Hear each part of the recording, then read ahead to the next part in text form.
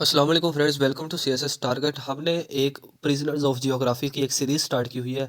उसमें आज हमारा चैप्टर नंबर 8 की बात करेंगे, जिसका टाइटल है हमारे पास Japan, North Korea and South Korea. जो टिम मार्शल साहब हैं, उन्होंने इसके बारे में क्या बताया है, इनकी जियोग्राफी किस लिहाज से उन्होंने डिस्कस किया, वो देखते हैं आज के लेक्चर में। तो जापान, नॉर्थ और साउथ कोरिया की बात करते हैं। जियोग्राफी की बात करें तो नॉर्थ कोरिया के अंदर हिल्स बहुत ज़्यादा है। गॉड ने या नेचर ने उन्हें ये गिफ्ट की हुई है, जिससे उनका डिफेंस सिस्टम थोड़ा सा मजबूत है। जबकि साउथ कोरिया की बात कर रहे हैं तो उनकी जो लैंड है वो ज़्यादातर फ्लैट नज़र आती है हमें।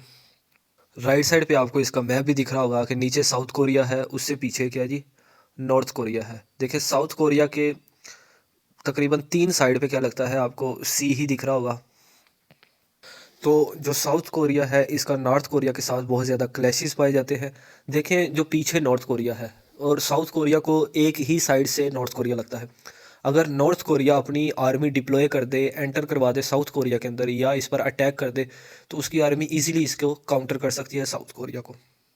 और अगर दूसरी साइड पे देखा जाए कि अगर साउथ कोरिया नॉर्थ कोरिया पे आर्मी डिप्लॉय कर रहे या साउथ कोरिया की जो आर्मी है नॉर्थ कोरिया के अंदर एंटर हो जाए, तो उसे खतरा रहेगा। खतरा ये रहेगा कि वो लड़ती लड़ती आगे बढ़ेगी और नॉर्थ कोरिया की बाकी जो मिलिट्री है वो साउथ कोरिया के अंदर तब भी एंटर हो सकती है जी। क्योंकि नॉर्थ कोरिया को एक ही साइड से या दो साइड से समुंदर लगता है और आगे उसे क्या लगता है, साउथ कोरिया लगता है। नॉर्थ कोरिया के लिए साउथ कोरिया को टैकल करना इजी है, जबकि साउथ कोरिया के लिए नॉर्थ कोरिया को टैकल करना बहुत ही डिफिकल्ट है। आप इसको ऐसे ही पढ़ें, एस और एन, ये एन और एस, एन पीछे है, एस आगे है जी। अमेरिका ने, यहाँ पे आपको ये भी दिख रहा होगा कि जापान कहाँ पे है, तो यहाँ पे अमेरिका के लिए बॉम्ब फेंकना इजी था।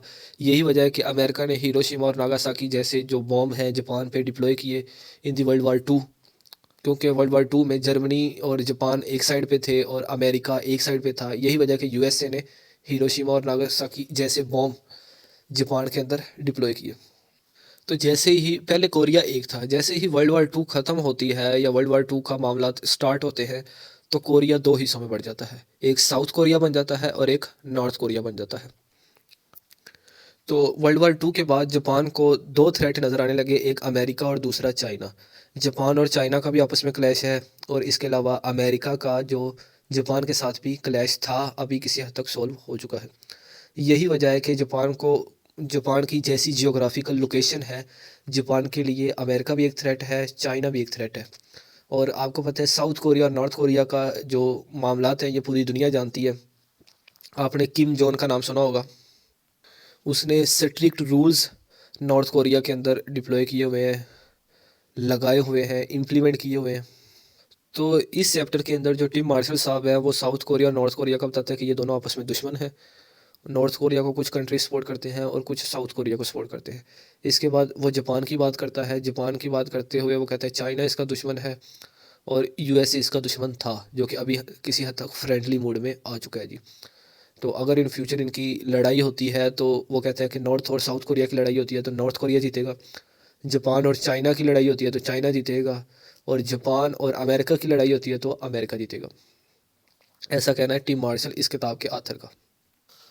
और अगर इसी चैप्टर की बात की जाए तो टिम मार्शल ने इनके जो इश्यूज़ हैं वो डिटेल में डिस्कस नहीं किए। उसने जस्ट इवेंट्स को कवर किया है कि इस तरह लड़ाई हुई और ये मसाइल हैं जो कि मैं आपको बता चुका हूँ। उसने कोई ज़्यादा रेफरेंस यूज़ नहीं किए, डिटेल में एनालिसिस नहीं किया। जस्ट उसने बताया है कि इनकी जियोग्राफी इस लिहाज से है और इनको ये थ्रेट्स हासिल हैं जी, या हैं। उम्मीद है आपको ये चैप्टर समझ आया होगा। जापान का, कोरिया का और नॉर्थ और साउथ कोरिया का मसला आपको समझ आ गया होगा। प्रिजनर्स ऑफ जियोग्राफी जो किताब है, इसको पढ़ने का असल मसला, जो मकसद है, जो एम है वो यही है, या पर्पस जो है वो यही है कि हमें इस वक्त दुनिया के अंदर कौन से मसाइल हैं और उनकी किसके साथ रिलेशनशिप अच्छा है, किन के साथ बुरा है।